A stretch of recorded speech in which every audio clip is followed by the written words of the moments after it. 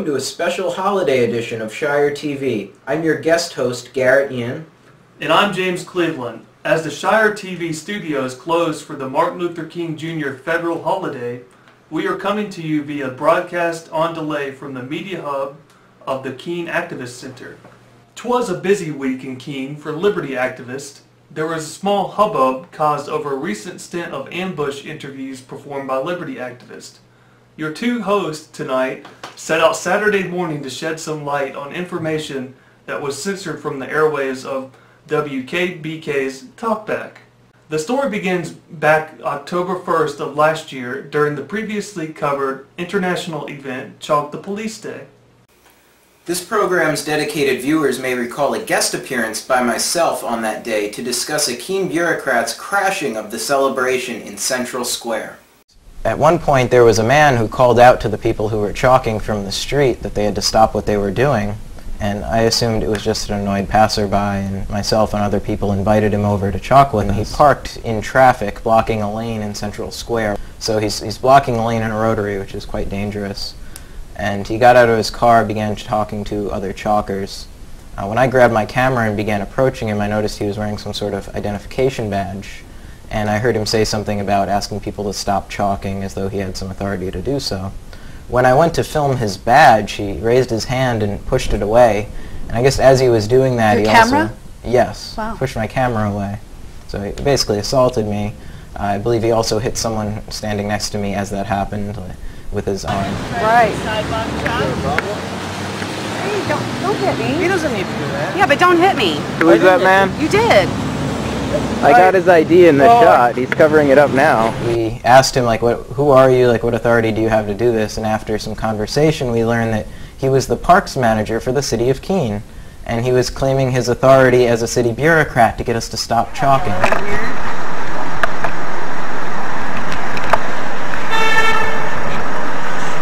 Love it. That's so cool. Thank you. Okay, so fine. In the video, Andy goes on to eventually uncover his name badge, and he shakes hands with the person he told he was calling the police on, at her insistence. I've seen Andy at a few events since then, but we didn't interact. After I was informed that you, James, are going to be calling into the local talk show Talkback, while Andy was a guest, I tuned in. How quickly were you cut off the line once you had brought up your topic? When I first called, I brought up Article 8 of the New Hampshire Constitution, which addresses government officials and their agents being at all times accountable to the people. I then mentioned the video in which Andy refused to ID himself and hid his identification badge for members of the public. I was hung up on. Andy said he learned a lot and the show continued. After I heard your call and noticed how quickly they wanted to change the subject, I decided it would be appropriate to call myself. I began by referencing the objective eye of the video and asked if maybe an apology was appropriate. I was off the line in no time. Thereafter, co-host of the program Terry Clark responded that it was unfortunate that some people harass city officials. While he didn't specifically accuse anyone, I believe the insinuation was that I may be involved with this alleged indecency. Others in the community phoned in to oppose the characterization of local media as harassing. I was glad when I called back that I was able to get back on the program, but about 10 to 20 seconds into my call, I was not only hung up on, but I was dumped from the airwaves, meaning nobody listening heard my call. And after phoning the station's program director, I learned that no recording is made of the dumped audio, so effectively my call was tossed down the memory hole. Okay, let's cut to the chase and check out the video from that morning. Right on. They dumped my call on WKBK's Talkback. Cynthia Georgina dumped an entire call in which I thanked Officer, I believe Speckbowers is his name, for being an open and accountable person and choosing to join people who were chalking on Chalk the Police Day. Silencing someone and then claiming that they're harassing someone, that's very irresponsible, that's very unaccountable. And then when I learned that they dumped my entire call, I was not very happy that I hadn't recorded it ahead of time. So we are heading to the WKBK studios right now to see who we can meet up with there and who might be leaving right after their interview. Andy, you said you learned from the encounter. What did you learn exactly? Did you learn at least not to push people's cameras? Why are you refusing to talk? You're such an accountable person.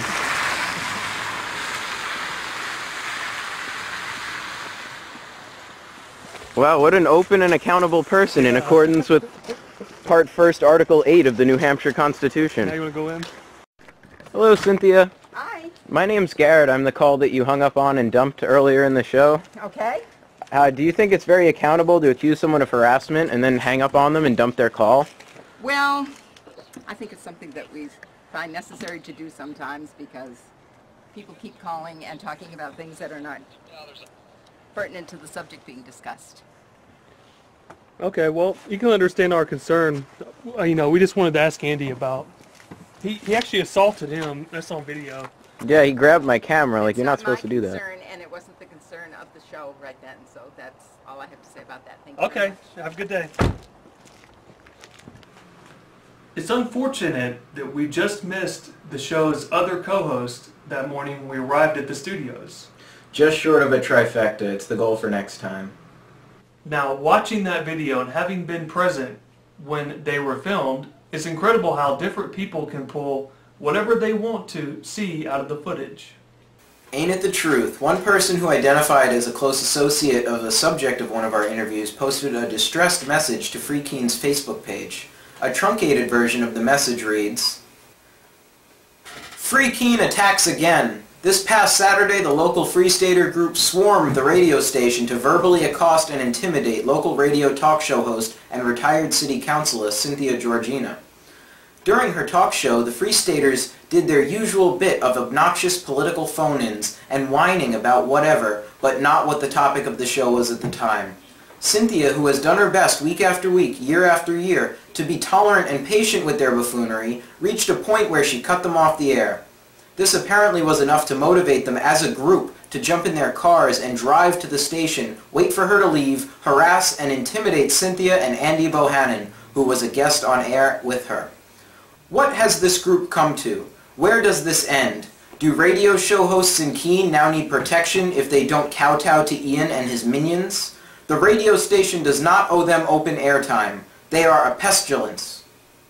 It's interesting how even though Andy pushed a camera, hid his ID badge, refused to ID, and blocked traffic, we are the bad guys for trying to have a conversation. It's understandable that some people find the ambush interview intimidating, because by its nature it is. Coincidentally, indie video journalist Dave Ridley had later on the day of this incident released a State of the Activism critique and noted that from his perspective, too much Liberty media has been produced insularly, in that we are not engaging enough with our opposition. He specifically cites the ambush interview as an attention-grabbing, always intriguing, and effective method of action, and it's no surprise that among Liberty media, Dave is an expert at this tactic. Here are some highlights from Ridley's production, Peacefully Besiege the Police State, Not Each Other. To counter the police state, we are concentrating strategically in a single U.S. state. We are essentially moving our human assets to our other human assets. But once they're concentrated like that, they're not supposed to bunch up and just only go where each other are. They're supposed to go to the enemy, right? Of course, I shouldn't be using the word enemy. These people are our opponents. We don't dislike them. But how boring would the Ridley Report be if instead of doing this... Are you attempting to subvert the legislative process of the state by using bureaucracy to regulate homeschoolers? I don't want to answer any of your questions. Thank you. I'm going to take that as a yes. You know, the ambush interview of the authoritarian. What if I just did what everyone else seems to be doing and went to liberty activist events and took pictures of the people eating and meeting and interviewed people who I agreed with? Of course, these are things I do here and there, and sometimes I have to do them more than I would like. But at a strategic level, we belong around each other. But at a tactical level, we should be engaged. We should be at our opponent's base. It should be what we live for. These things like the Liberty Forum, Pork Fest, the little weekly get-togethers and stuff like that, that's fine. But, you know, what I really want to hear about, and I think the audiences want to hear about, is your tangles with the authoritarians legislatively.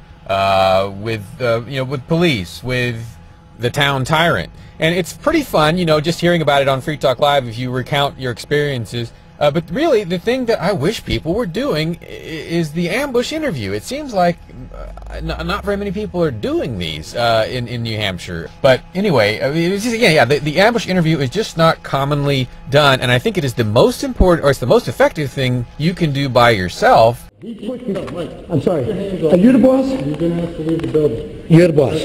I'm one of the prosecutors. Okay. Who's the boss?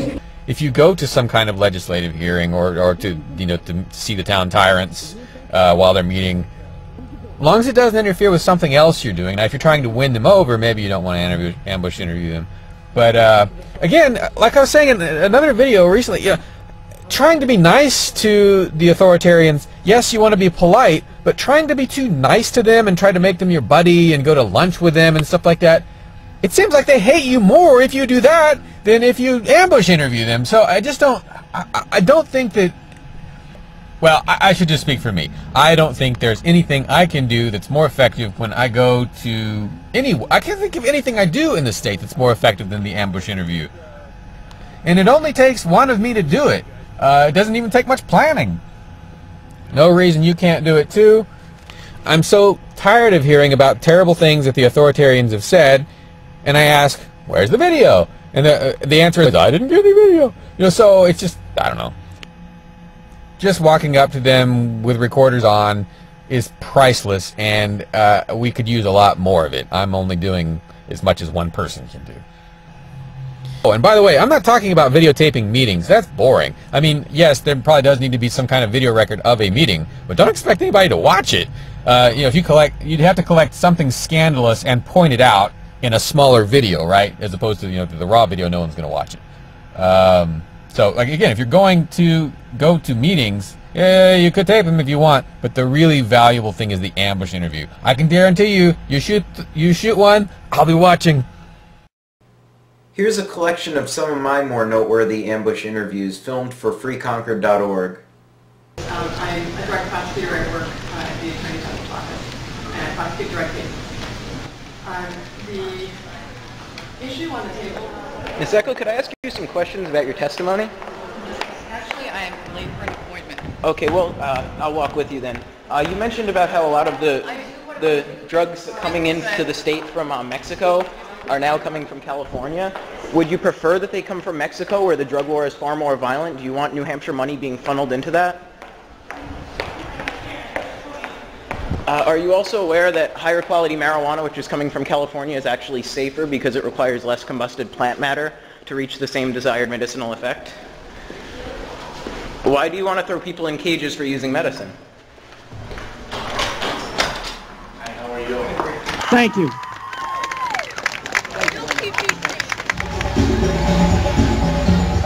Thank you very much. Okay, you're welcome. You're welcome. Thanks for all you do. Thank you. Governor Lynch, I wanted to ask you, what more needs to be done on the medical marijuana bill before you'd find it fit for passing? Thank you. Thanks for being here tonight. Thank you. Is there a standard by which you would say that it's reached the point where it's a good bill and you will pass it? Yeah, thanks for being here. You don't have an answer for that question? Want to get your photo taken?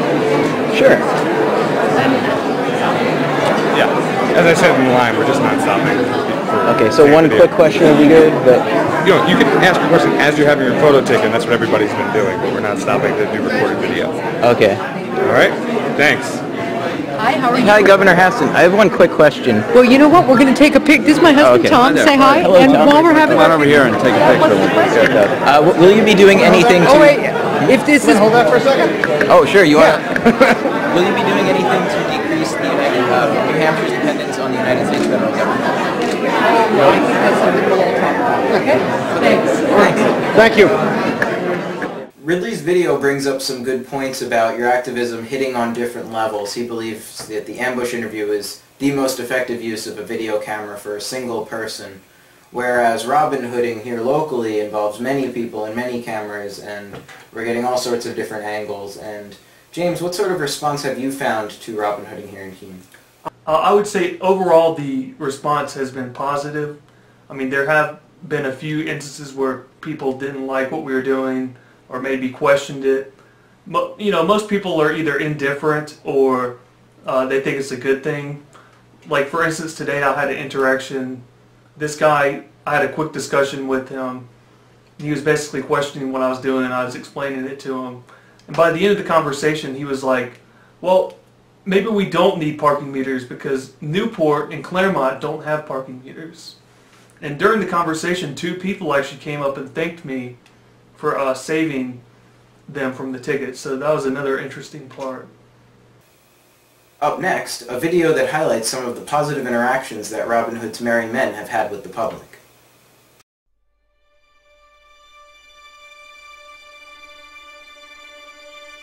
Is this your car? Yeah. Okay. The parking guy. I just wanted to make sure you won't get a ticket. Oh yeah, hey, thanks. You can take a card. What's your card? What do? You just put money it's in called for Robin people? Hood. Yeah, I try to prevent people from getting nice. a ticket. Hey, that's a really nice thing to do. No problem. Have a great day. Yeah. What is that? So you can take it. We're saving people from getting tickets. Hell yeah.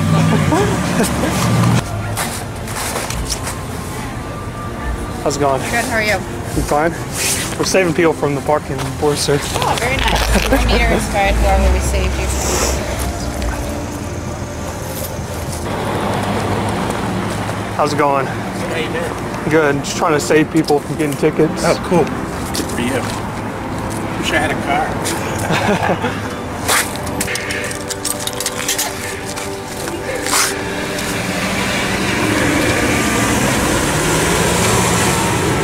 I hate to bother you. I just saved you from a ticket. Oh, you did?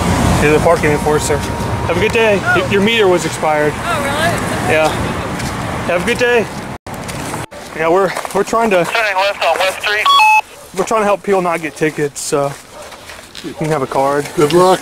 Thank you. I'm in the Wendy's parking lot area.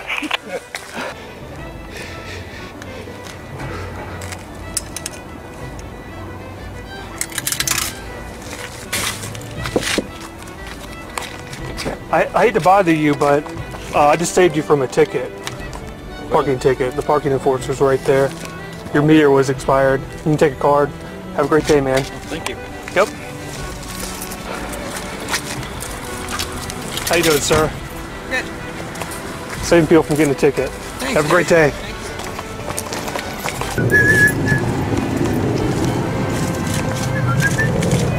Oh, I got it. Oh, no, you don't have to give me money. That's okay. I'm trying to save people from getting a ticket. Oh, that's sweet. Have a good day.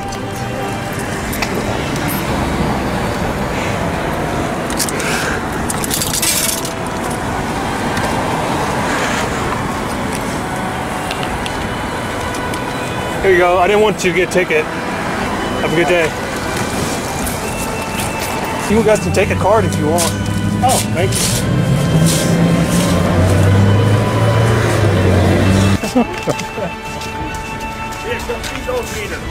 Thank you, sir. Thank you.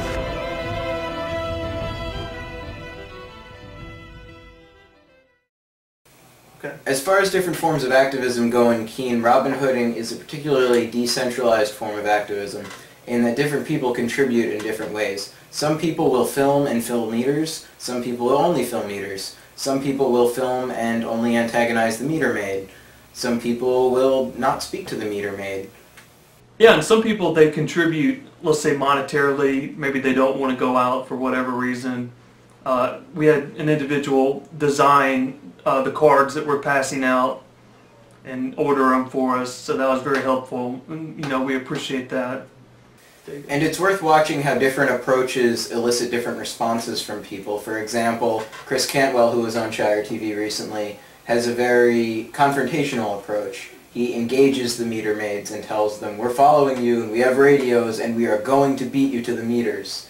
Whereas I hadn't done that in the past, I'd been more silent. But recently I found that opening up and engaging with the parking enforcers, I like to engage them in a positive way and try and, you know, get on their good side, because it's, to me at least, it's not about just making the parking enforcers feel uncomfortable. Granted, all government bureaucrats should feel somewhat uncomfortable, but for me it's more about saving the people from this tax and making it not worth the cost of enforcement. And in closing tonight, we show you a special video. At this time, one by one, veterans of the wars of NATO will walk up on stage. They will tell us why they chose to return their medals to NATO. I urge you to honor them by listening to their stories. Nowhere else will you hear from so many who fought these wars, about their journey from fighting a war to demanding peace. My name is Iris Feliciano. I served in the Marine Corps, and in January of 2002 I deployed in support of Operation Enduring Freedom. And I want to tell the folks behind us in these enclosed walls where they build more policies based on lies and fear that we no longer stand for them. We no longer stand for their lies, their failed policies, and these unjust wars. Bring our troops home and end the war now. They can have these back. My name is Pete Sullivan. I served in the Army National Guard for 12 years, and all I have to say is that this is not something that I'm proud of. My name's Erica Sloan. I'm from Ohio. I served in the Air Force from 2002 to 2008. I'm an Iraq veteran. And the military is where I learned what integrity meant, and I believe I served with integrity. And at this point in my life, if I want to continue to live with integrity, I must get rid of these.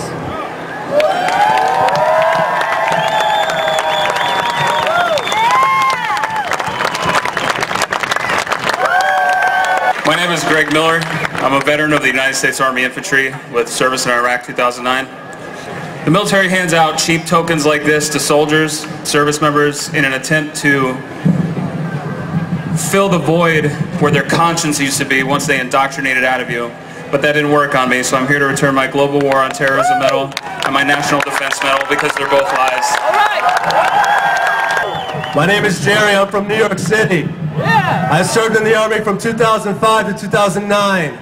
I fought in Iraq in support of Operation Iraqi Freedom.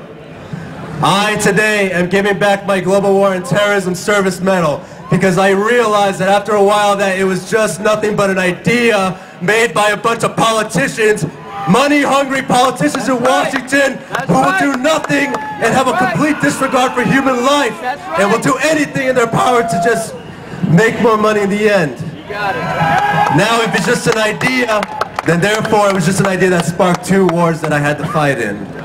And I don't want any part of it anymore. And I choose human life over war, militarism, and imperialism. My name is Scott Kimball. I'm an Iraq war vet. And I'm turning in these medals today for the people of Afghanistan, Iraq, Palestine, and all victims of occupation across the world. And also for all the service members and veterans who are against these wars. You are not alone! My name is Christopher May. I left the Army as a conscientious objector.